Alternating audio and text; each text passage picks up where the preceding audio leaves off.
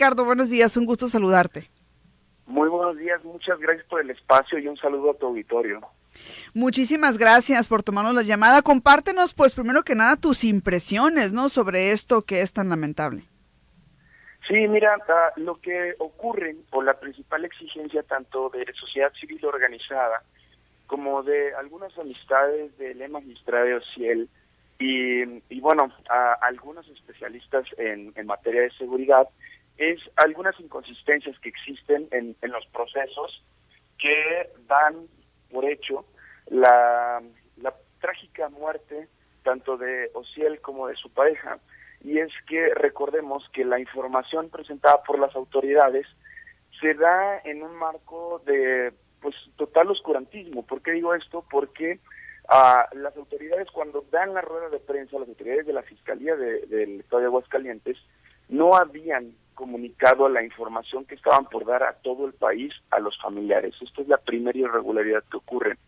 La segunda es que, y esto es lo que se aborda en SPR, los estudios o análisis para llegar a conclusiones como las que intentan llegar en la Fiscalía requieren de análisis muy precisos. En la columna hablo de análisis de biodatos porque hay que registrar las huellas digitales. Ajá. Y contrastarlas con bases de datos que se encuentran dentro de los centros de datos de los peritos o de los ministerios públicos para analizar si el arma en cuestión fue utilizada por una tercera persona. Y por último, compañera, lo que ocurre dentro del contexto de la trágica muerte, bueno, al final solo son lo que presenta la Fiscalía declaraciones, no pruebas, no hay planos de la propiedad en donde de verdad exista, bueno, este antecedente de verdad no entró nadie a la casa donde se encuentra la magistrada y su pareja, de verdad pues algún informe o algún dato contundente que asegure a la sociedad civil organizada, a los familiares y a todas las personas interesadas que se le dio la orden a los guardias de seguridad que tenía asignadas de no estar dentro del domicilio. Todo este contexto, más la falta de un protocolo público para investigar con perspectiva de género casos que pudieran tener relación con agresiones o violencia en contra de población sexodivergente, generan pues este caldo de cultivo para la inconformidad. Y lo vimos el lunes por la noche, en donde cientos de miles de personas en casi todo el país se dieron cita para solicitar que se esclarezca, desacreditando totalmente los resultados preliminares que arroja la Fiscalía del Estado de Aguascalientes. Y es que, reitero, la investigación, tanto como la rueda de prensa, carecen de total sustento y de total cumplimiento con los protocolos internacionales para trabajar este tipo de casos. A ver, entonces, ¿consideras que fue precipitada las primeras declaraciones de la Fiscalía de Aguascalientes, ya con todo este contexto y este panorama que nos compartes, Ricardo? Sin lugar a duda, no pasaron ni 7 horas para que la Fiscalía diera una rueda de prensa en cadena nacional, sabiendo que todos los medios del país iban a estar presentes, dando por entendido, porque además no fueron concluyentes, y sin hablar con la familia de pues estas conclusiones que además tienen ya varios antecedentes. Recordemos que esta misma ruta de investigación era la que se aplicaban las fiscalías de antaño para dar carpetazo principalmente a casos de feminicidios o transfeminicidios. Los crímenes de odio, hay que decirlo claramente a la audiencia, no existen, no son una categoría judicial, por lo que fueron a presentar es bueno, tenemos este contexto y habría indicios de que esto ocurriera, pero no presentan pruebas, no hablan con los familiares, no hablan ni con el tribunal en donde trabajaba la magistrada, lo cual no nada más era demasiado precipitado, sino pues bastante complejo de explicar, ¿no? ¿Por qué llegar a estas conclusiones o por qué sí decir esto y no decir que se está investigando con perspectiva de género, presentar un plan de trabajo respecto al caso, porque al final del día, bueno, era un caso de interés nacional. Claro. Ahora, la Comisión Nacional de Derechos Humanos ya denunció un manejo inadecuado en la investigación en torno a la muerte de Jesús Ociel Baena y su pareja, y de hecho están pues básicamente iniciando de oficio esta queja por estos hechos y destacan pues este tratamiento poco adecuado, pero también requieren ya una respuesta pronta y expedita de las autoridades competentes, ¿no? Entonces aquí ya pues está interviniendo también ya la Comisión Nacional de Derechos Humanos, Ricardo, aunado a que los colectivos en todo el país pues han alzado la voz, pero familiares tampoco están de acuerdo con esto o no están del todo contentos, ¿no? Contentas. No, por supuesto. De hecho, las familiares de Magistrade desacreditan totalmente las conclusiones, aseguran que ellos habían hablado con la pareja, que no habían presentado ningún tipo de indicio para caer en esta conclusión de violencia familiar o violencia interna. Y ya no solo es la Comisión Nacional de Derechos Humanos, hay instituciones internacionales pronunciándose por la respuesta que a clara luz es inadecuada.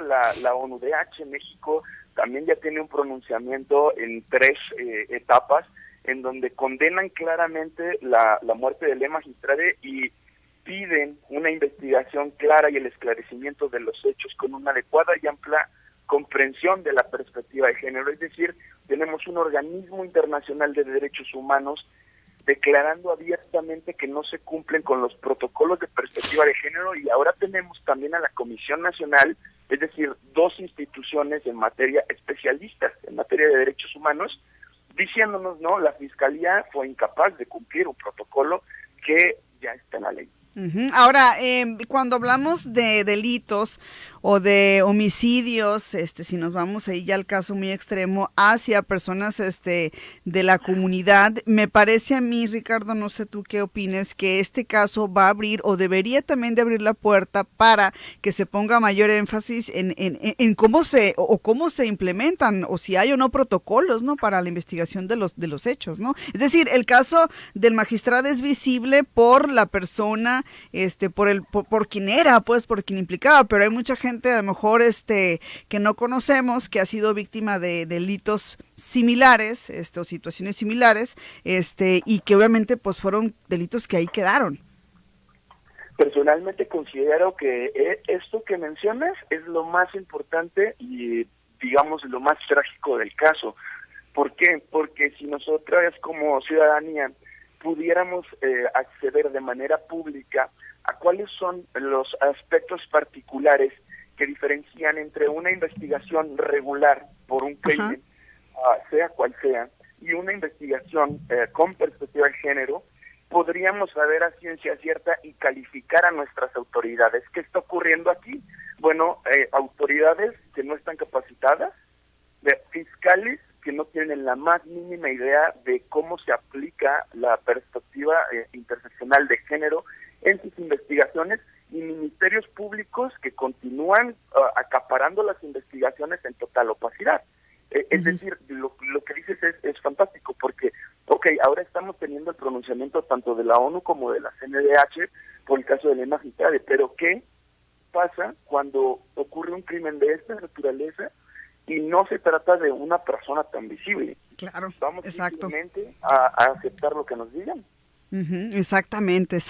Yo creo que deberían, a raíz de este trágico suceso, de este lamentable suceso, pues venir, situaciones positivas en torno a protocolos, a capacitación, como dices tú, y a muchos elementos que están por ahí sueltos y que se necesitan para que estas investigaciones se realicen pues de una manera más, digamos así, sin tanta opacidad, ¿no? Y sin tantos señalamientos, además, porque ya vimos que por acá también, pues tú dices, la ONU también se ha pronunciado, es bien importante eso, Ricardo, ¿qué opinión te merece eso? También que haya habido un pronunciamiento de esta naturaleza.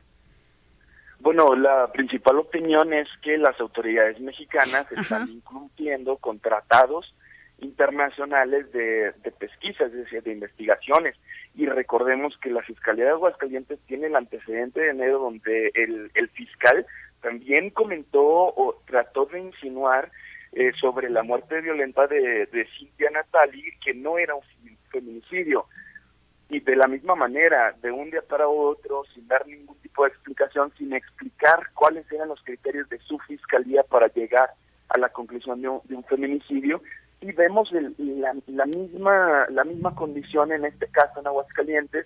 Y bueno, creo que personalmente que sí requerimos de estos organismos internacionales para que intercedan y que no se quede en un carácter político. Es decir, ahora mismo tenemos una guerra de infodemia, tanto en redes sociales como en medios de comunicación convencionales, hablando de supuestos, llegando a conclusiones de la misma manera, sin ningún tipo de pruebas. Entonces, con la llegada de organismos internacionales especializados, a ciencia cierta podemos decir, ¿no? Esto es una conclusión apresurada, ya no lo dice un político, ya no lo dice un analista, ya no lo dice una persona, un tercero interesado, lo dice el máximo organismo internacional de defensoría. Quiere decir que evidentemente, por mínima que pudiera ser, hay una irregularidad, porque estos organismos no se pronuncian por cualquier cosa. Exactamente.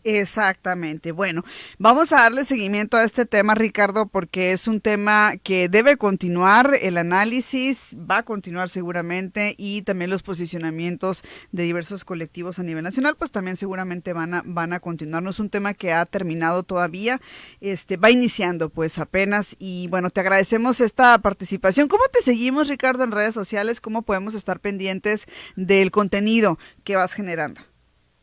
Pues estoy en redes sociales como @RickyLeaks o Ricardo Valderas, aparezco de las dos maneras.